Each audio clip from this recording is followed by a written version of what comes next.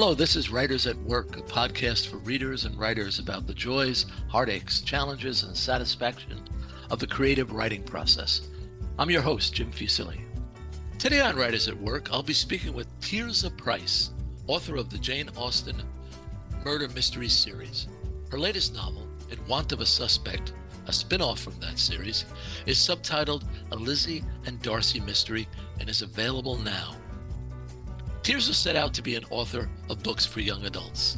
She's in possession of an MFA in writing for children and young adults from Vermont College of Fine Arts. She also knows well the publishing industry, having worked as a bookseller and librarian. Her debut novel, PRIDE and Premeditation, is a retelling of Pride and Prejudice in which 17-year-old Lizzie Bennett sets out to solve a murder. In Sense and Second-Degree Murder, it's 18-year-old Eleanor Dashwood who's out to solve crimes. And in Manslaughter Park, Fanny Price believes the killer of her uncle, Sir Thomas Bertram, is right there on the estate. Of course, this is a delightful way to introduce Jane Austen's setting, characters, and their social milieu to readers age 14 to 17. But there's also a danger in Tirzah's reimagining of tales that are among the most beloved in the literary canon. I'll discuss this and more with the author. Tirzah Price, welcome to Writers at Work. Thank you so much for having me. Tirzah, I gather you were interested in writing YA books from an early age. Can you talk a little bit about that? Oh, absolutely. So I think I had the very good fortune of growing up at a time when YA was really hitting its stride, when it was really kind of coming into its own as an age group.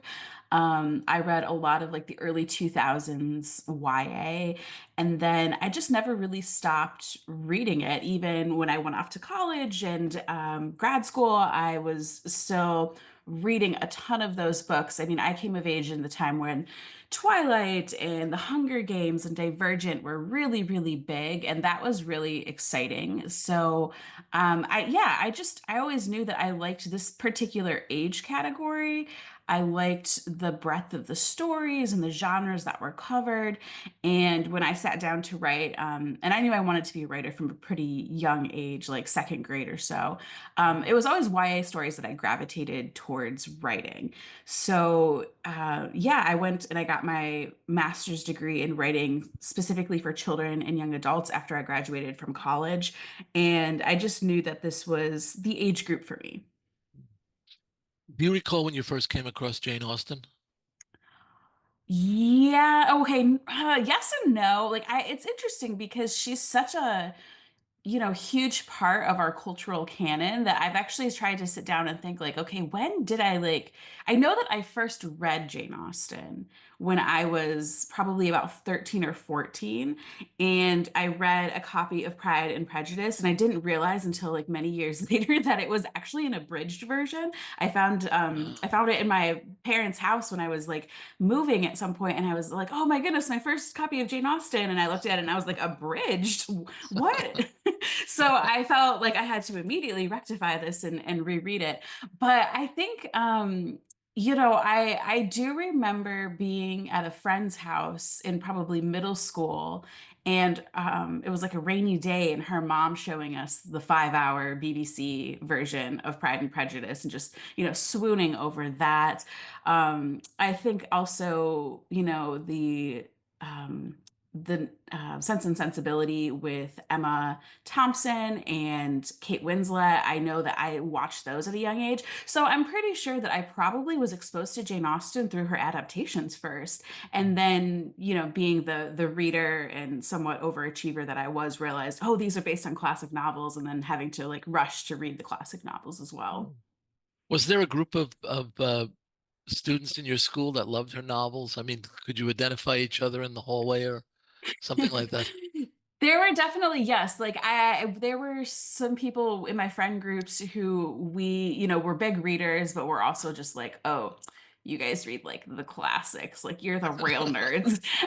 But yeah, we definitely would read those. And I mean, also just her movie adaptations were like a heavy rotation in like high school sleepovers. So yeah, they. I think the beautiful thing about Jane Austen is even if you haven't read the books, and of course I always like hope that people do because they're so wonderful and witty and fun.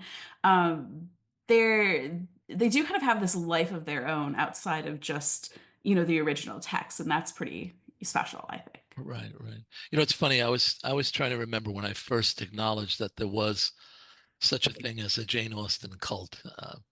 And I went to an old boys high school in the 1970s, so even if we were assigned to read Emma or Pride or Prejudice, let's say, it would be highly unlikely that there would be a clique of Austen devotees.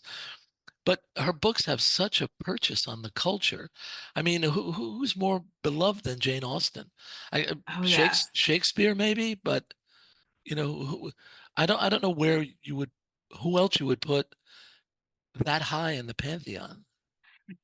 That's so right. And yeah, Shakespeare maybe, but even like the other, great British authors definitely have their fan groups. I mean, I know the Brontes are huge with a lot of people, but when I think about like the costumes and the balls and the societies that everybody around the world partakes in, yeah, I'm not sure if there's any author that quite like rises to that level. I don't think I realized it until I read the novel Austenland by Shannon Hale. Uh-huh. That one came out, I want to say like the mid 2000s. And I read it because of course I'd read some Austen and I love the Austen books. And then I read this book and I realized like, oh, there are people out there who like really, really, really love Austen. And that was kind of cool. Yeah, just speaking from my personal experience, uh, transitioning from boy to man, which really didn't occur all that long ago. I would Jane Austen is exactly the kind of author that I would have resisted for any number of reasons. And yet, about 25 pages into, I think it was Emma was the first I read, um, I was completely smitten. Yeah. And whatever resistance I had, and the resistance was largely, okay, this is very frilly, and these people have concerns that are not my concerns, and I'd rather be in a dark alley with somebody with a gun, but she's beloved for a reason. Oh, yeah. And I think too that a lot of people do assume like she's, for girls or, women or young women and girls would gravitate towards her more than men. But I also have to say, every time I've done a school visit, which is usually with like middle school and high school aged kids, there is always at least one very earnest teenage boy who's like, I love Austen and I love this book and I love everything, Austen related. And it just makes me really happy to see. Oh yeah, that's so great. That's so well. Isn't that the best thing about being a YA author? That you see readers in their nascent stages, and they're just starting to blossom. Oh yes. Yeah, it's really fun. And I mean, I do a fair number of like bookstore visits and signing events, and those are always awesome, but it tends to be adults with like expendable income that shows up to those types of events. And that's great. I love that YA has become something that adults don't feel ashamed to read, that adults will read proudly, because I do think these books can be read for all ages. But obviously, the target age group that I'm writing for is these teenagers, and so it's fun to go to schools or festivals, events where there are actually teenagers there and just connect with them because yeah, I mean, they are the reason why I write. I mean, to a certain extent, I do write for my own teenage self, but I also, write for them. Yeah, yeah. No, we've gone off on a tangent here, but no, no, a good tangent. But when did you come up with the idea for Pride and Premeditation? So it was kind of like a weird confluence of events where, to take a step back, the backstory is that I had written a novel after I graduated from my graduate school program, and I was really proud of it. And it was the novel that I queried my agent with, and she, loved it. She signed me for that novel. We went on submission with that novel, and it didn't sell. And in that course of like the 8 months to a year that we were had taken that novel on submission and waiting to hear if it would sell, I wrote another novel. And I really love this novel. My agent loved the novel. We, worked together on revisions. And then about a year after the first novel had gone on submission, we kind of realized like, okay, yeah, this isn't going anywhere. So let's take the next book out on submission. And so we did that, and that novel didn't sell. And at the time, I was working as a librarian, and I was working with teenagers, and I was kind of, feeling pretty down about like, oh man, I can't seem to write a book that will sell. Like my agent loves it, but nobody will buy it.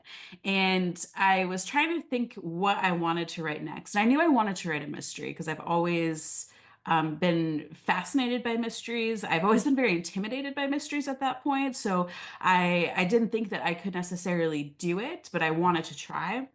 And I was also just thinking, like, what's the point? Like, for to write another novel that will probably not sell, maybe I should refocus my efforts on something else, like, maybe going to library school. And it was around this time that I worked with the teen book club, and they had read A Study in Charlotte by Brittany Cavallaro, which it's a YA retelling of Sherlock Holmes, and it's gender bent and it's contemporary. And these teens like really loved it. And I was like, Oh, man, the classic retelling, obviously Sherlock Holmes is a mystery in its original form, but that sort of got me thinking. And I was thinking about the classics that I love, and I was thinking about how I do love Jane Austen. And I was thinking, man, maybe the only thing that would make Jane Austen even better would be if it was a little bit of a murder mystery. And then I was like, oh, wait a second. Like, so yeah, that was kind of like my idea born out of desperation. And also just thinking, nobody's going to want to buy this. This sounds really silly. But luckily for me, I wrote like the first 30 pages. I sent them to my agent. My agent was like, yes, yes, yes, yes, more of this. So that was sort of the roundabout way of how this came together. and so now you have this idea, and uh, did you have to fight off the temptation to imitate Austen's style? Or wait a minute, let me put it another way. When did you find your own voice to tell that story? Honestly, I think it came in Excuse me. revision.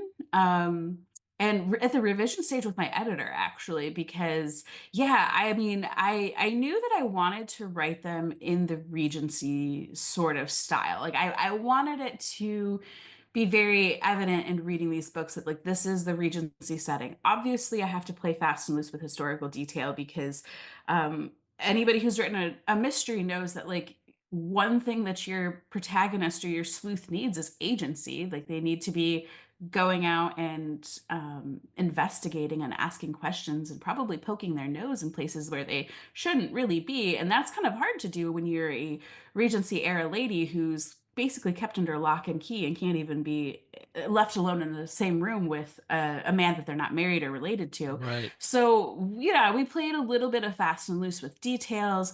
But I was really leaning into like the Regency style of speaking and the vocabulary. I mean, that's one of the reasons why I love reading Austen is just the clever way she can put a sentence together. So I was really trying to emulate that. But when the book sold and I gave my first draft to my editor, or maybe it wasn't my first draft at that point, but the first Yeah, full yeah, draft that my sure. editor saw, she came back and she was like, I do think we need to dial back the language a little bit, just because we want this to not feel too intimidating for teenagers. And I think my first reaction was kind of like, well, I mean, I don't think this would be too intimidating for the type of teenager I was. But I did kind of think about that a little bit and think about where she was coming from. And so I did a pass through the manuscript where, yeah, we tightened up sentences. We really made it a little bit more accessible. I did have a few disagreements with her on language, though. I remember in particular, I referred to Lizzie's reticule.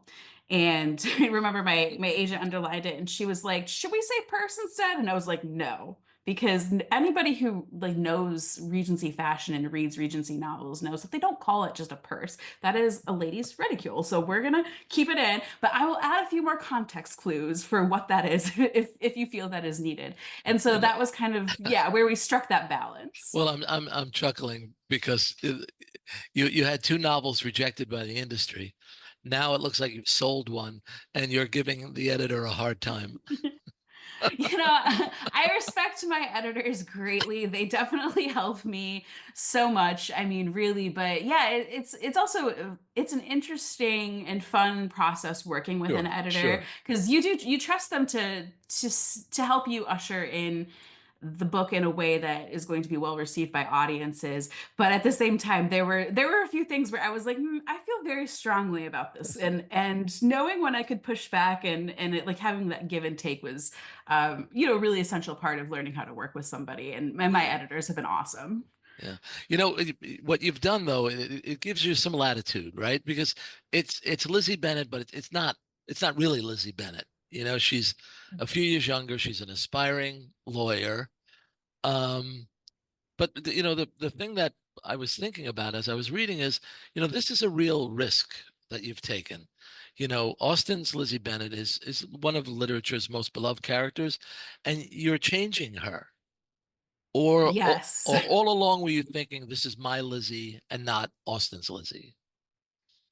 I was thinking it's my version of Lizzie that I would hope that Jane Austen would chuckle at if she were able to read these books from beyond the grave. I certainly hope that she would appreciate the intent and the love that drove me to wanting to write these books. Obviously, I have a huge amount of respect for her literature. It's not always blind love because I do have some opinions about some of her other books and how those characters ended up. But I really have like a tremendous amount of respect for her Yeah. work overall. And yeah, it was very intimidating because I worried not just with Lizzie Bennett, but with the other characters that I have adapted as well, the Dashwoods and Fanny Price. Right, I right. worried that people would say like, well, it wasn't really Lizzie Bennett, or that isn't really what Eleanor Dashwood would do or say. So, yeah, there's always that sort of fear, but at the same time, Austen readers and Austenites are some of just the most enthusiastic readers, and there are so many people out there who will pick up anything if it's related to Austen. And I've been very fortunate to find a lot of really fantastic readers who welcome these versions with open arms. So the Jane Austen of in your mind chuckles. I hope so. I would. I don't see Jane Austen as a chuckler, but uh, I think it's fascinating that somewhere in your mind you are seeking her approval, and even better, you feel that you have it.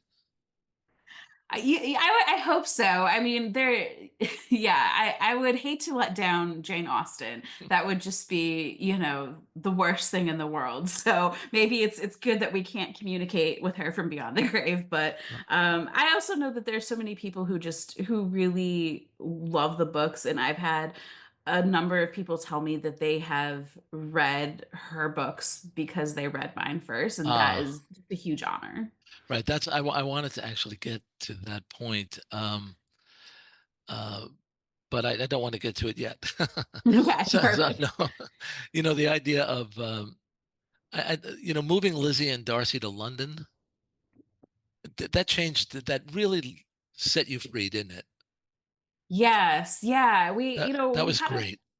kind of tossed around the idea of like, okay, what would it look like in a small village? And it's limiting for sure. And there's not a lot of Austen books that really take place in London. I mean, there's a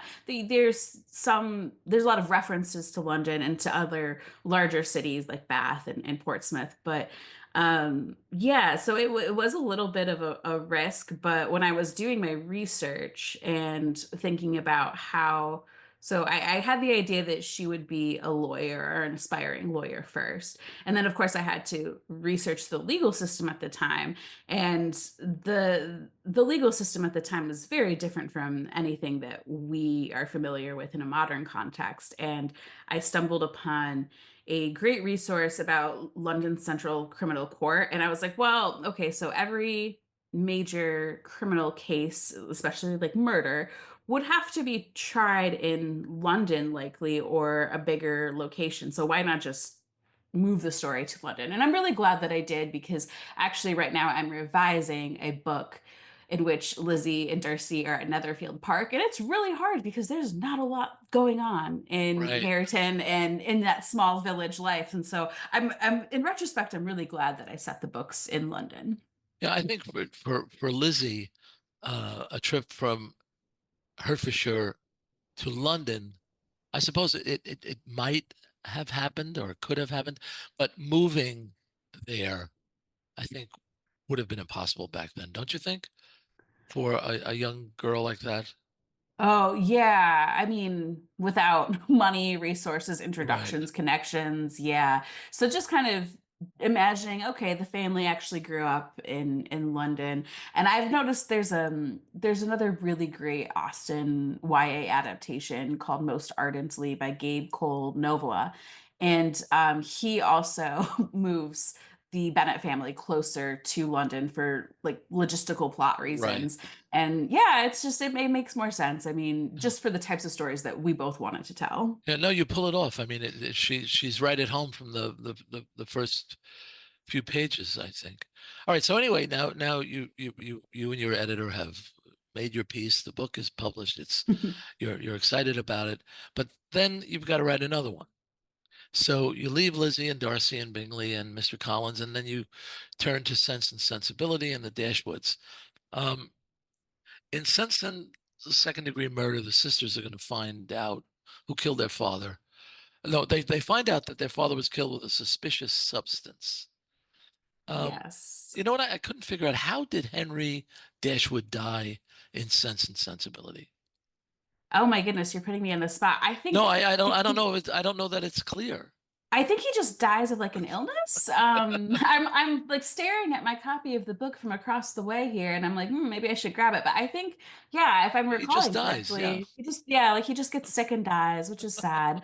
But it was convenient for me because I was like, oh Correct. great, we've already got a body, so I can use this. That's right. You can go wherever you want to go with that.